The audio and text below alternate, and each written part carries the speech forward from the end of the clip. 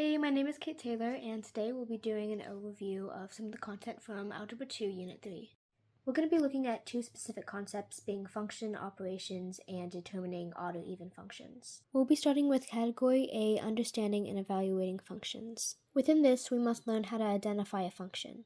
So a function is a specific type of relationship between a domain and range wherein for a given value of x, there's only one corresponding value of y. Graphically, the test for the condition as to when a relationship is considered a function is whether a vertical line crosses the plot of the function for any given input from the domain. When evaluating functions, we can observe the characteristics of a function through the process of evaluation. This involves substituting input values from the domain whenever x appears, performing the prescribed mathematical operations to obtain output y values. The features of functions serve as a description of the behaviors of functions. These include the x and y intercepts, maximum and minimum, values referred to as extrema, region over which the output increased or decreased for increasing values of input, regions over the output value is positive for a given value input, and the trend of the output value as the input values reach the end of the domain. Some functions have different relationships between the domain and range value for a given subsection of the allowed domain. Depending on the value of x, the behavior of the function changes. These are called piecewise functions. Some functions have different relationships between the domain and range value for a given subsection of the allowed domain.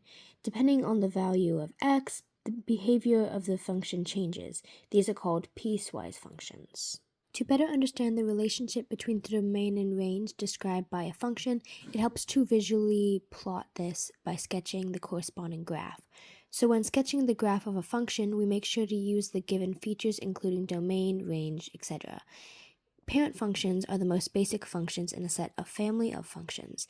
Using parent functions, we can make changes to alter the output while still maintaining the same basic relationship between the domain and range. Anything we can do with respect to operations with numbers, we can do with functions. Just as we can add, subtract, multiply, or divide two or more numbers, we can do the same with functions. When doing basic addition, subtraction, multiplication, or division while working with functions, the written format is the following. Additionally, a second function can be the input of the first function. We can utilize one function as the input, writing this as f of g times x. When replacing a positive x with a negative x, the resulting output allows us to evaluate if the function is even or odd. If the resulting equation remains identical to the original, this would mean the function is even, and the opposite would mean it's an odd function. A one-to-one function is tested by whether a horizontal line crosses the graph of the function at more than one point.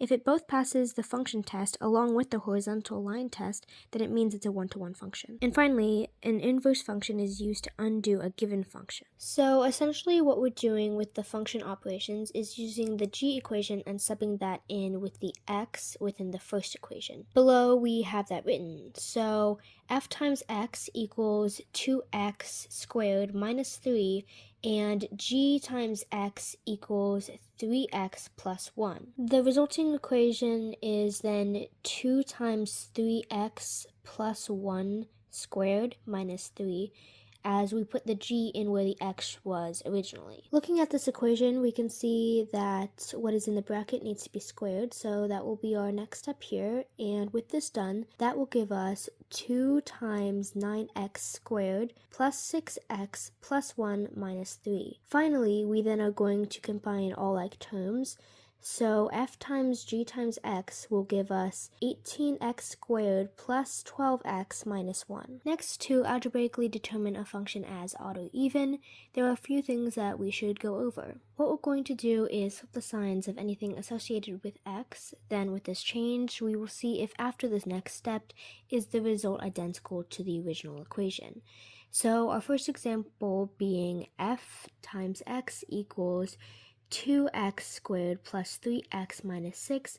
We're just going to flip those signs really fast, and f times x equals 2x squared plus 3x minus 6 is then going to be f times 6 equals 2x negative x squared minus 3x minus 6. Next, we're going to look at the negative x squared, and because 2 is an even number, it's going to change back to a positive. Next, once we go back and look at the signs now, we can see that not all of the signs are now changed, making this neither. We're now just going to do those same steps here on the second one, but when you look at the power all the x's are raised to, these are even once again, so all of it's going to change back to its original form, giving us the same equation, making this an even function. Now with our final equation, we're going to go through those same steps again. However, this time the power the x is going to be raised to is going to be 5, which will then make sure that once we go through those next steps, it's going to end up remaining negative. So then this function will now be odd.